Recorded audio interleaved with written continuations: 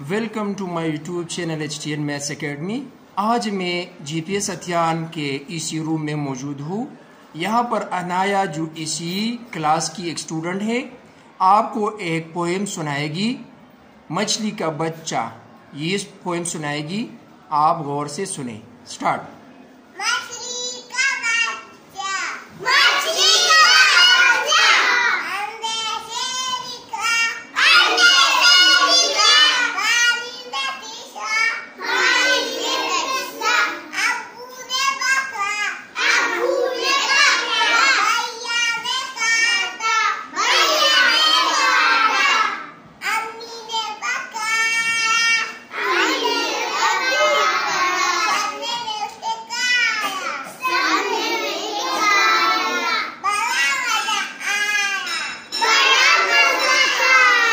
Clapping.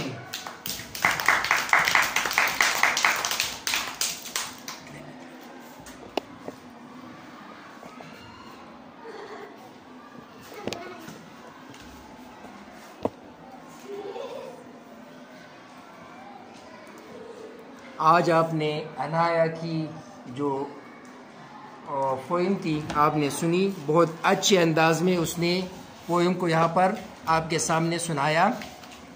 तो ये है इसी room, government primary school Hathian, district Mardan.